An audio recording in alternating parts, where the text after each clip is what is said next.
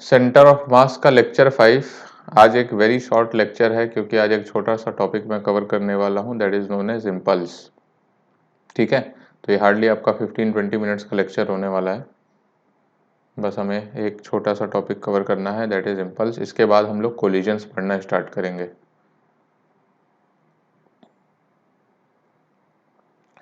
तो impulse basically आप लोग जैसा कि वर्ड से समझ पा रहे होंगे, जो भी आपके डे टू डेली लाइफ में सडन कोई इवेंट्स होते हैं, राइट, उनको हम लोग इम्पल्सिव इवेंट्स बोलते हैं। अचानक से बोलते हैं, दिमाग में इम्पल्सिव थॉट आया, तो अचानक कोई थॉट आता है, उसको बोलते हैं हम लोग इम्पल्सिव थॉट, है ना। कोई चीज़ इवेंट अचानक हो जाती है, चाहे क्रैश हो गया या कोलिजन हो गया, किसी टक्कर हो गई किसी उसमें, तो वो भी एक टाइप का इम्पल्सिव इवेंट है। ठीक है, तो इसी से इम्पल्स भी बनता है, इसी अचानक की गई चीज़ों से, जिसको कहा जाता है इम्पल्सिव इवेंट, इसी से निकल के आता है फिजिक्स का वर्ड इम्पल्स। ठीक है,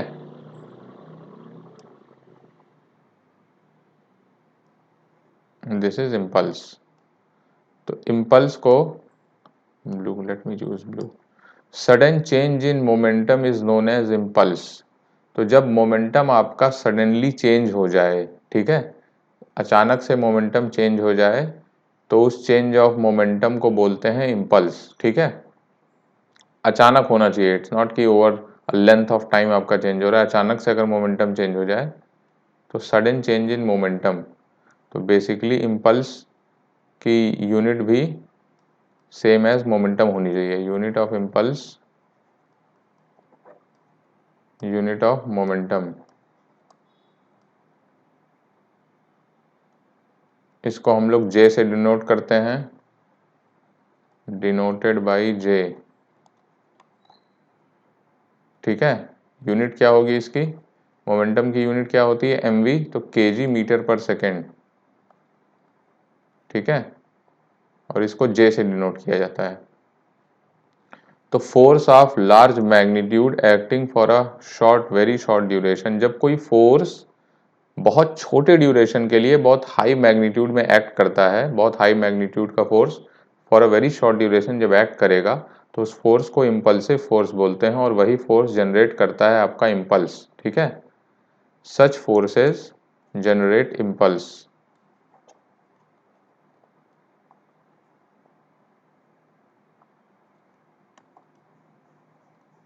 इसकी इतनी थ्योरी आपको समझने के लिए काफ़ी है कि फोर्स ऑफ लार्ज मैग्नीट्यूड, ये अंडरलाइन करिए, फोर्स का मैग्नीट्यूड पहले तो लार्ज होना चाहिए, और acting for a very short duration, ये दूसरा इंपॉर्टेंट पॉइंट है। जब कोई लार्ज मैग्नीट्यूड का फोर्स बहुत छोटे ड्यूरेशन के लिए एक्ट करता है, तो उसको बोला जाता है इम्पल्सिव फोर्स। और ऐसे ही फोर्सेस आपके जनरेट करते हैं इम्पल्स, मतलब कि they suddenly change the momentum. ठीक है, ये आपके की वर्ड्स हैं, sudden change in momentum, large magnitude of force and a very short duration. All sudden events are impulsive events, मैंने आपको बता ही दिया। तो देखिए, फोर्स को हम लोग बोले थे एफ एक्सटर्नल को dp बाई डी टी। ठीक है, तो अगर मैं एफ एक्सटर्नल dt को एक तरफ ले लूँ, तो this is integral delta p, and integral delta p is nothing but change in momentum. ठीक है, this is change in momentum. और dt टाइम अगर बहुत छोटा है, तो एफ dt क्या हो जाएगा आपका, dp, इंटीग्रल dp के बराबर, और इंटीग्रल dp आपका चेंज इन मोमेंटम है। अब ये मोमेंटम कितने टाइम में चेंज हो रहा है, dt टाइम में, और dt बहुत छोटा है, इसलिए इसको ही क्वांटिटी को हम लोग इम्पल्स बोल देते हैं। This is F external. ठीक है, तो j is equal to integral F D T is equal to integral dp। ठीक है, F external dt is equal to integral dp। इसको मुझे एफ एक्सटर्नल लिखने दीजिए।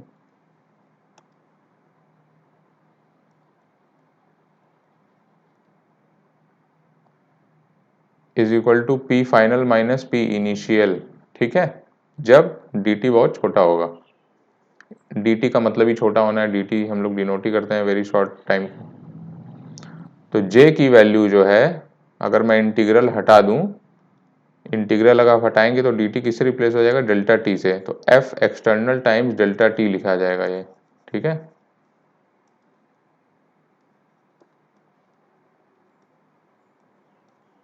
और that is equal to P final minus P initial. Delta T is very small, ये mind करना है आपको, यही इंपॉर्टेंट है इसमें। तो आपसे इम्पल्स निकालने को कहा जाए तो आप क्या निकालेंगे, चेंज इन मोमेंटम। अगर फोर्स के फॉर्म में पूछेगा तो एफ डेल्टा टी, जहां पर डेल्टा टी बहुत छोटा होना चाहिए। ठीक, यूनिट मैंने आपको बताई दी, KG metre per second.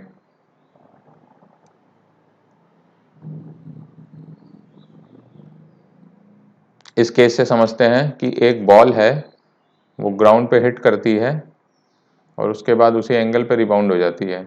Just एक केस लिया है हमने। तो देखिए जितने देर बॉल यहाँ कांटेक्ट में रहेगी उतने देर ही नॉर्मल रिएक्ट करेगा, और बॉल यहाँ कितने देर कांटेक्ट में रहती है, हार्डली फ्रैक्शन ऑफ सेकंड। तो ये जो नॉर्मल एक्ट हो रहा है इस बॉल पे, ये उतने ही ड्यूरेशन पे है जितने देर बॉल कांटेक्ट में है, and that is fraction of a second, वो बहुत शॉर्ट ड्यूरेशन है। तो नॉर्मल यहाँ पर एक इम्पल्सिव फोर्स बन जाएगा, और नॉर्मल ही आपका इसका मोमेंटम चेंज करेगा। पहले इसका मोमेंटम mv था कुछ इस तरह, अब mv ऊपर की तरफ ऐसे हो गया। तो moment normal is what is causing the change in, sudden change in momentum. तो नॉर्मल आपका बन जाएगा इम्पल्सिव फोर्स। तो देखिए N delta T is equal to change in momentum. अब चेंज इन मोमेंटम आप नॉर्मल की डायरेक्शन वाला लेंगे, राइट, फोर्स की डायरेक्शन में, क्योंकि एक्स के डायरेक्शन इधर वाला तो कांस्टेंट रहेगा, इधर कोई फोर्स नहीं है। This is Y, this is X. P I X is equal to P final X, ठीक है, और N delta T is equal to P final Y minus P initial Y. हम लोग ये चीज़ लिखे हैं, ठीक है। This is P final Y and this is P sorry initial Y. Y के डायरेक्शन ही नॉर्मल की डायरेक्शन है, ठीक है। तो एम वी कॉस थीटा आपका, एम दिस इज, अगर इस डायरेक्शन में वी है तो नॉर्मल वाई डायरेक्शन में कितना हो जाएगा, वी कॉस थीटा। तो M V cos theta minus times initial. अब इनिशियल की डायरेक्शन नीचे की तरफ है, तो ये वाला डायरेक्शन आएगा वी कॉस थीटा नीचे की तरफ, सॉरी हाँ, this is V cos theta, तो ये नीचे की तरफ है तो मैंने इसको माइनस ले लिया है। तो M V cos theta minus times of minus M V cos theta, ठीक है। तो two M V cos theta हो जाएगा। तो n की वैल्यू हो जाएगी two M V cos theta by delta T. तो n एक इम्पल्सिव फोर्स हो जाएगा। अगर आपसे क्वेश्चन में n कैलकुलेट करवाएगा तो दैट बिकम्स ये, और इम्पल्स की कितनी वैल्यू हो जाएगी, इम्पल्स की वैल्यू हो जाएगी n डेल्टा टी या डेल्टा पी, इसकी वैल्यू कितनी है, two M V cos theta, ठीक है। ये आपकी इम्पल्स की वैल्यू हो गई, और ये इम्पल्सिव फोर्स की वैल्यू हो गई। माइंड यू, यहाँ delta T fraction of a second होगा। Delta T is very small, N is very large, delta T is in fraction of a second. तो इम्पल्स का आप एक आइडिया ले पा रहे होंगे अब तक कि जिस डायरेक्शन में इम्पल्स एक्ट कर रहा है उधर आप देखिए मोमेंटम कंजर्व नहीं है, पहली बात तो, ठीक है। सडनली मोमेंटम चेंज हो रहा है। जिस डायरेक्शन में इम्पल्स एक्ट, इम्पल्सिव फोर्स नहीं है, मतलब कि हॉरिजॉन्टल में देख पा रहे हैं आप, अभी नहीं है, मान लीजिए फ्रिक्शनलेस है, ये तब होगा जब friction is equal to zero होगा। P initial X is equal to P final X आप तभी लिख पाएंगे जब फ्रिक्शन नहीं होगा, राइट। अगर फ्रिक्शन हो रहा होगा तब क्या होगा, तो जितने देर नॉर्मल लग रहा होगा उतने ही देर फ्रिक्शन भी लग रहा होगा, और फ्रिक्शन भी इम्पल्सिव बन जाएगा। देन आपका एक्स में भी मोमेंटम कंजर्व नहीं रहेगा, ठीक है।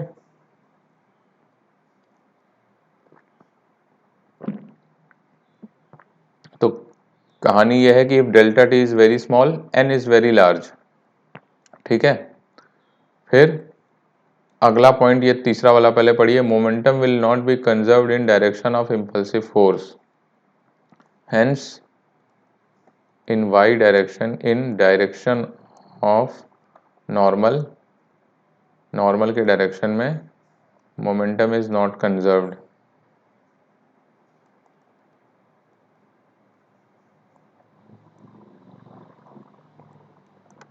फिर कह रहा है कि अगर फ्रिक्शन होगा, if there is friction,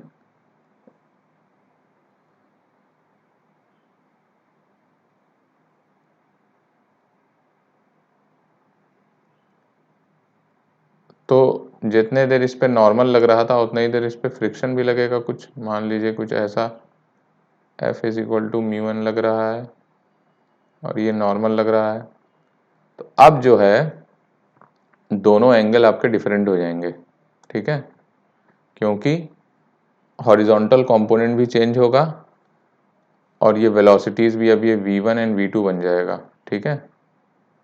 this becomes v1 v2, ये आपका θ1 है, ये आपका θ2 है, सारी चीज़ें चेंज हो जाएंगी। मोमेंटम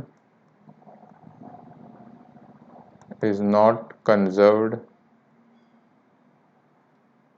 इन x डायरेक्शन, ठीक है, इस केस में क्योंकि फ्रिक्शन भी एक्ट हो रहा है तो x वाला कंपोनेंट भी चेंज हो जाएगा वेलोसिटी का, ठीक है।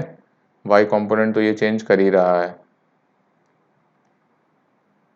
तो ये जनरल मान लिया मैंने, θ1 θ2 कुछ भी हो सकते हैं, इक्वल भी हो सकते हैं, राइट।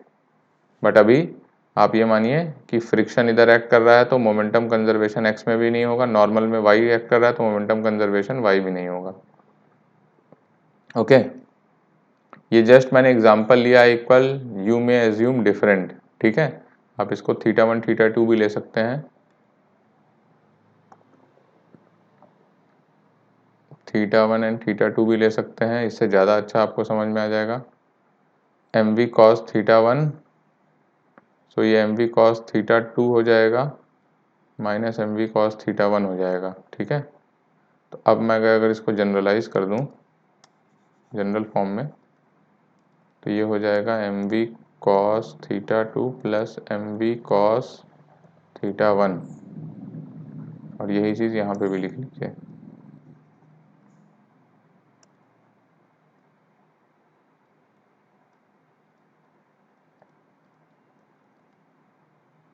ठीक है। v मैंने अभी सेम लिया हुआ है, चाहे तो आप वो भी डिफरेंट ले सकते हैं। कहने का मतलब सिर्फ समझिए कि मोमेंटम किधर कंजर्व होना है किधर कंजर्व नहीं होना है,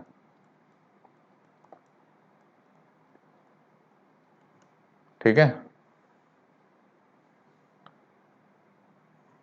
यहाँ से आ जाएगा हॉरिजॉन्टल डायरेक्शन में mv sin θ1 is equal to mv sin θ2, इसको v1 v2 ही लीजिए, नहीं तो फिर वापस से वही इक्वेशन बन जाएगी।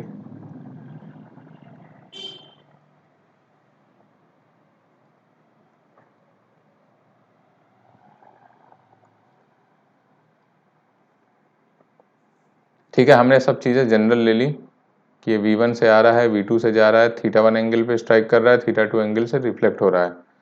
तो हॉरिजॉन्टल डायरेक्शन में बन जाएगा equation mv sin θ1 should be equal to mv2 sin θ2, ठीक है। हॉरिजॉन्टल डायरेक्शन में मोमेंटम कंजर्व क्योंकि फ्रिक्शन नहीं है यहाँ पे, और इम्पल्स के डायरेक्शन में चेंज इन मोमेंटम निकाल लीजिए, mv2 cos θ2 minus minus mv1 cos θ1, तो ये प्लस हो जाएगा।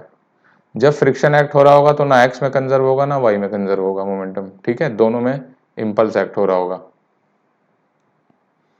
तो इम्पल्स के थ्योरी का मेन पार्ट आपको क्या याद रखना है कि जब बहुत शॉर्ट ड्यूरेशन के लिए कोई लार्ज मैग्नीट्यूड का फोर्स एक्ट करता है, जैसा कि इस प्रॉब्लम में नॉर्मल है, देन उसको इम्पल्सिव फोर्स बोलते हैं एंड दैट कॉजेज इम्पल्स, मतलब कि सडनली मोमेंटम को चेंज करता है।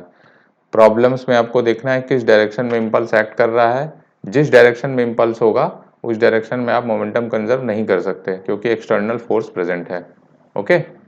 तो अगर फ्रिक्शन भी प्रेजेंट होता होगा यहाँ पे तो ना आप x डायरेक्शन में कंजर्व कर पाएंगे ना y डायरेक्शन में। If friction is not present then you can conserve momentum in x direction, ठीक है। ये है फोर्स वर्सेस टाइम का ग्राफ, एक इम्पल्सिव फोर्स के ग्राफ समझ लीजिए। इम्पल्सिव इवेंट में during impulse force of large magnitude acts for a very short duration, तो इसका ग्राफ कुछ यूं बनेगा, अचानक डेल्टा टी के लिए एक बहुत मैग्नीट्यूड का फोर्स एक्ट करेगा और फिर वो जीरो हो जाएगा। तो इतने पार्ट तक जीरो रहा, फिर इतने पार्ट में जीरो हो जाएगा, आगे भी बस इतने डेल्टा टी टाइम के लिए ये एफ नॉट फोर्स का मैग्नीट्यूड लगा, F not is very large, ठीक है। और इम्पल्स हमारा कैसे था, इंटीग्रल एफ डी टी था, ठीक है।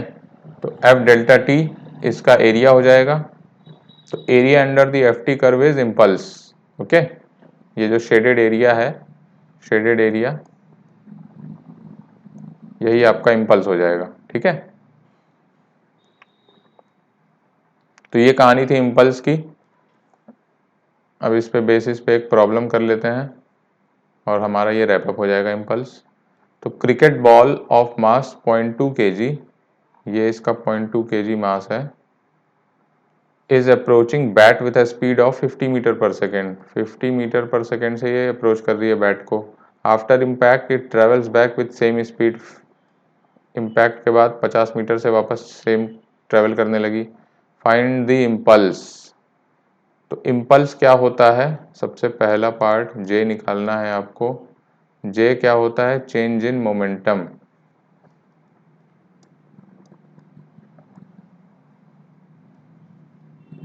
Is equal to P final minus P initial. P final अगर इधर पॉजिटिव ले लें आप, फाइनल की डायरेक्शन में ही पॉजिटिव ले लेते हैं, इधर नेगेटिव ले लेते हैं, तो finally M V final minus M V initial. ठीक है,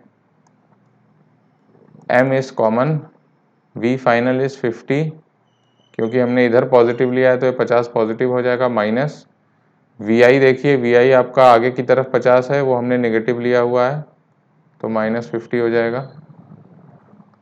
सो दिस बिकम्स 0.2 इंटू 100, तो ये हो जाएगा 20 kg मीटर पर सेकेंड, जे की वैल्यू। ठीक है, ये आपका इम्पल्स कैलकुलेट हो गया इस प्रॉब्लम में। And that is not what the problem wants you to calculate. ये तो एक पार्ट है। फिर कह रहा है कि अगर इम्पैक्ट का टाइमिंग बहुत माइन्यूट है, आपको पता है क्रिकेट बैट से जब बॉल स्ट्राइक होती है तो बहुत फ्रैक्शन ऑफ अ सेकंड में वो चली जाती है। ठीक है, तो वही फ्रैक्शन ऑफ अ सेकंड आपको दिया हुआ है। अब पूछ रहा है इम्पल्सिव फोर्स जो नॉर्मल इस पे एक्ट हो रहा होगा यहाँ पे, उसकी वैल्यू बताना है। तो इम्पल्स हम दो तरह से लिखते हैं। Impulse is equal to integral F D T is equal to F delta T और is equal to delta P. ठीक है, एफ हो जाएगा आपका delta P upon delta T. ठीक, तो इन दिस केस ये सारा एक्स एफ एक्सटर्नल है, normal is equal to F external. अपने केस में नॉर्मल होगा ये बॉल पे जो एक्ट कर रहा है। ठीक है, अब कन्वेंशन हमारा क्या था, देखो कन्वेंशन हमारा था इस डायरेक्शन पॉजिटिव लिया हुआ है तो नॉर्मल की डायरेक्शन पॉजिटिव हो गई, तो इसको प्लस एन ही लिखेंगे। तो N is equal to delta P हमने निकाला हुआ है 20 kg में 20 अपॉन टाइम है 0.002,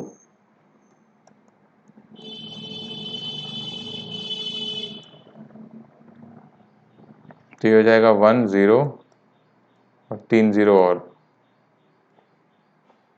ठीक है, नॉर्मल की वैल्यू 10,000 न्यूटन हो गई ना। यू कैन इमेजिन कितना ज़्यादा फोर्स लग रहा है उस पर, उसका मोमेंटम चेंज करने के लिए।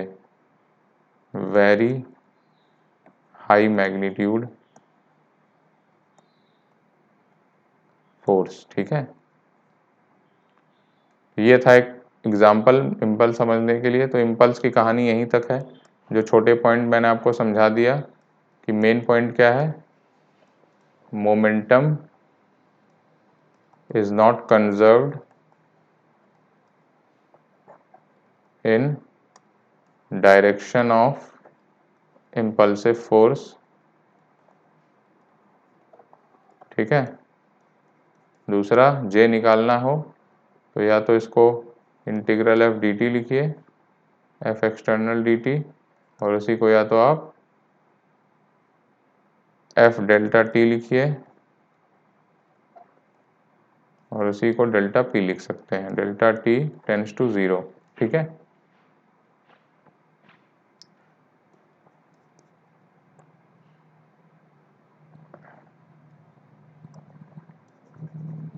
तो ये दो मेन पॉइंट्स थे आपके। मोमेंटम आपका कंजर्व नहीं होगा इम्पल्सिव फोर्स के डायरेक्शन में, जिस डायरेक्शन में इम्पल्सिव फोर्स नहीं होगा वहाँ पे आप मोमेंटम कंजर्व कर सकते हैं बाकायदा, और कोई एक्सटर्नल फोर्स ना होनी चाहिए, ठीक है।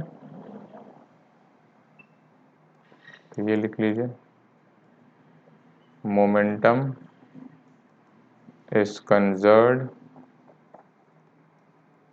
in a direction if F external in that direction is 0, ठीक है। मतलब कि नेट फोर्स अगर एक्सटर्नल किसी डायरेक्शन में 0 होगा तभी आप उस डायरेक्शन में मोमेंटम कंजर्व कर पाएंगे। तो दैट्स इट, ये एक शॉर्ट लेक्चर था, मैंने आपसे कहा तो ये यहीं तक है। आगे हम लोग कंटिन्यू करेंगे लेक्चर 6 में कोलिजन की कहानी। चलो फिर, तब तक बाय बाय।